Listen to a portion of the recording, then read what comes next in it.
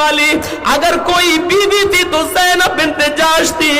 آج مجھے سمجھ میں آیا کہ محمد رسول اللہ نے کسی بیوی کا نام کیوں نہیں لیا، اطولکن یدن کیوں کہا؟ جس کا ہاتھ سب سے زیادہ لمبا ہوگا، یدن کا ایک ہاتھ یعنی ہونا تو چاہیے تھے جس کے دونوں ہاتھ سب سے زیادہ لمبے ہوں گے، لیکن نبی نے دونوں ہاتھ نہیں کہا، یدن کا یت اطولکن یدن۔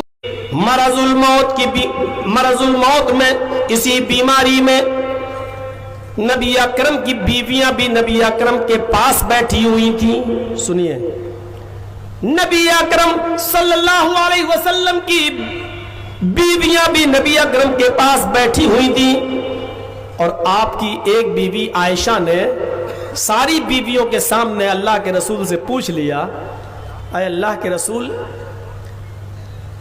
اے اللہ کے نبی، اس وقت ساری بیویاں آپ کے پاس ہیں، اللہ آپ کو شفا دے، مان لیجئے اگر آپ اس دنیا سے رخصت ہو گئے، آپ چلے گئے، تو آپ آج مجھے بتائیے۔ بخاری شریف کی حدیث کے الفاظ ہیں، اللہ کے نبی سے نبی کی بیویاں پوچھ رہی ہیں، اور عائشہ پوچھ رہی ہیں ساری بیویوں کے سامنے کہ آج ساری بیویاں آپ کے پاس بیٹھی ہوئی ہیں، اتنا بتا دیجئے کہ آپ کے اس دنیا سے رخصت ہونے کے بعد آپ کی ان بیویوں میں سے کون سی بیوی آپ سے سب سے پہلے ملے گی؟ وہ تو ہو گیا بیٹی کا مسئلہ، خاندان کا اور پہلے بیت کا مسئلہ، بیویوں میں سب سے پہلے کون سی بیوی آپ سے ملے گی؟ اب نبی اکرم صلی اللہ علیہ وسلم اتنی بیویوں کے سامنے کس بیوی کا نام لے رہے ہیں؟ اگر نام لیں گے تو دوسرے کو برا نہ لگ جائے۔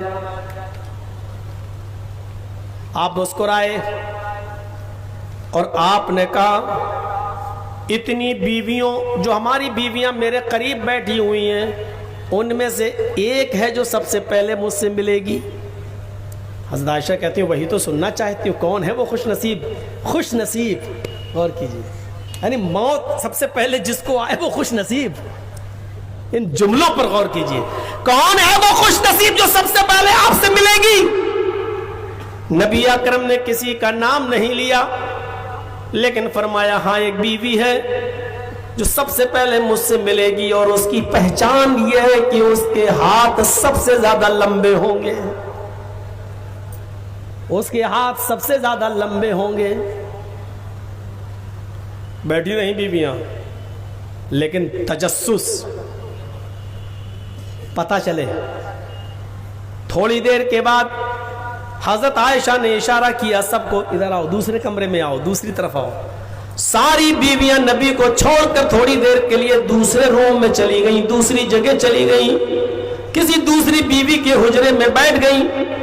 حضرت عائشہ ایک لکڑی لے آئیں کہ چلو ہاتھ ناپتے ہیں کس بیوی کا ہاتھ سب سے زیادہ لمبا ہے۔ ساری عورتوں کے، ساری بیویوں کے ہاتھ ماپے جانے لگے۔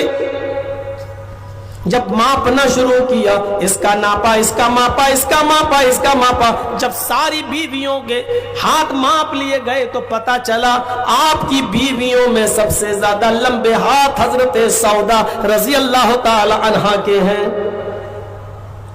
ساری بیویاں مبارکباد دینے لگی، اے سودا تجھے مبارک ہو، اے سودا تجھے مبارک ہو، تیرے ہاتھ سب سے زیادہ لمبے۔ اور اللہ کے نبی نے فرمایا جس کا ہاتھ سب سے زیادہ لمبا ہوگا وہ مجھ سے سب سے پہلے آ کر ملے گی، وہ میرے پاس سب سے پہلے آئے گی۔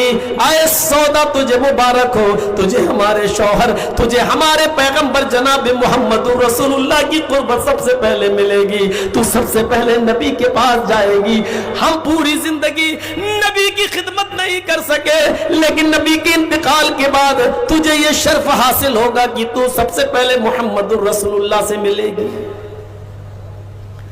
حضرت سودا نے کہا ذالک فضل اللہ، یہ تو اللہ کا فضل ہے۔ نبی نے جو کہا، اب میرے ہی ہاتھ سب سے زیادہ لمبے نکلے، یعنی وہ بھی گمان کرنے لگی، وہ بھی سوچنے لگی میرے ہاتھ لمبے ہیں تو میں ہی سب سے پہلے جاؤں گی۔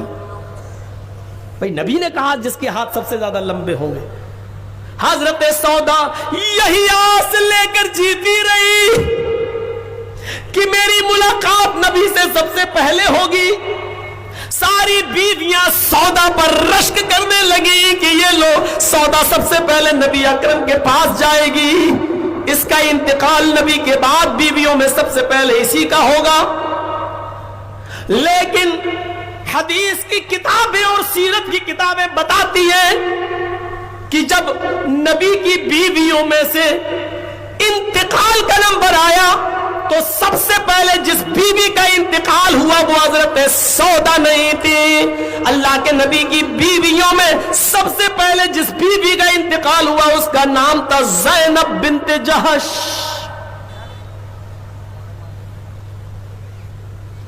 جبکہ ہاتھ لمبے تھے سودا کے، لیکن انتقال سب سے پہلے کس کا ہوا بیویوں میں؟ زینب بنت جہش کا۔ زینب بنت جہش کا انتقال، ساری عورتیں، ساری بیویاں نبی کی ایک دوسرے کا چہرہ دیکھنے لگی، یہ کیا ہوا؟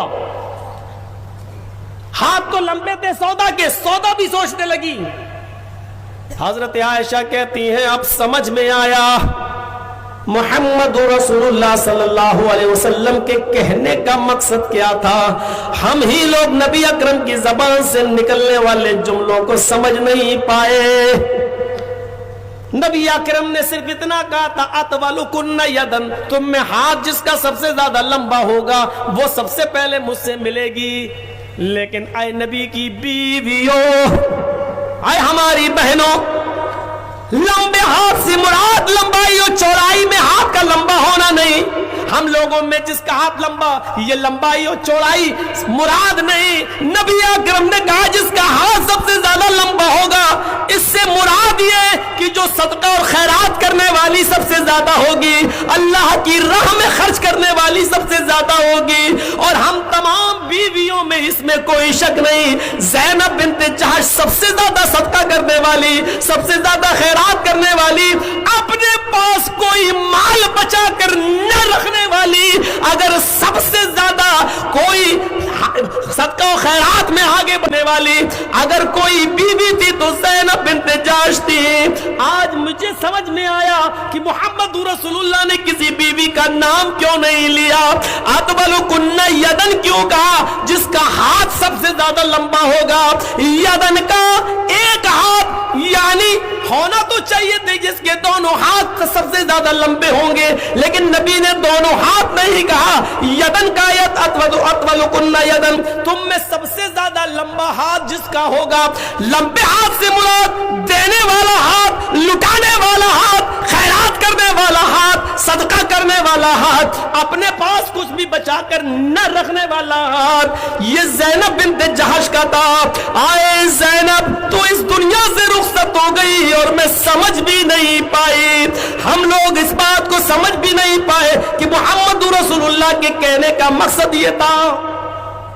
یہ پورا واقعہ بیان کرنے کا مقصد صرف یہ ہے کہ جب اللہ کے رسول نے کہا کہ جس کا ہاتھ لمبا ہوگا وہ سب سے پہلے مجھ سے ملے گی، یہ سن کر جب ہاتھ ناپے گئے تو سودا کا ہاتھ سب سے زیادہ لمبا نکلا تو سب سودا کو مبارکباد دینے لگی کہ تو کتنی خوش نصیب ہے کہ تیری ملاقات نبی سے سب سے پہلے ہوگی، اور سودا بھی ہنسنے لگی اور سوچنے لگی چلو یہ تو اللہ کا فضل ہے جو مجھے مل گیا، میں نبی کی پوری زندگی خدمت نہیں کر سکی، چلو انتقال کے بعد سب سے پہلے بیویوں میں میرا انتقال ہوگا، میں نبی سے ملوں گی۔ یعنی موت کو قریب دیکھ رہی ہے اور موت کو اپنے قریب جان رہی ہے تو خوش ہو رہی ہے۔ یہ مومن کی علامت ہے، یہ مومن کی نشانی ہے۔ مومن وہ ہوتا ہے میرے بھائیوں، موت اپنے قریب دیکھتا ہے تو وہ خوش ہوتا ہے۔ جیسے سمیہ،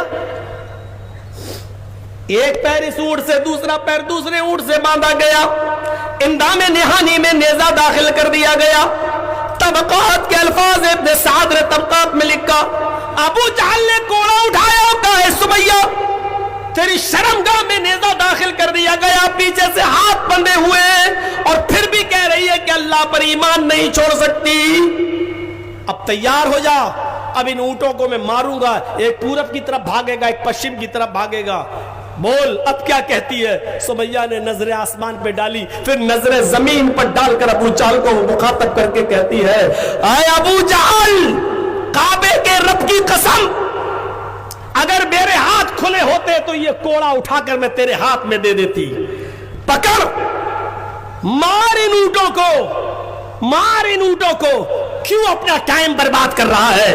کیوں اپنا وقت برباد کر رہا ہے؟ اے ابو جہل، کعبے کے رب کی قسم، جتنی دیر تو ان اونٹوں کو بھگانے میں لگا رہا ہے اتنی دیر مجھے رب کی جنت میں داخل ہونے میں لگ رہی ہے. اے ابو جہل، اس جنت کو میں اپنی آنکھوں سے دیکھ رہی ہوں، اس کی مہک، اس کی خوشبو میری ناک تک آ رہی ہے. اے ابو جہل، جتنی دیر تو ان اونٹوں کو بھگانے میں لگا رہا ہے اتنی دیر مجھے جنت میں جانے میں لگ رہی ہے.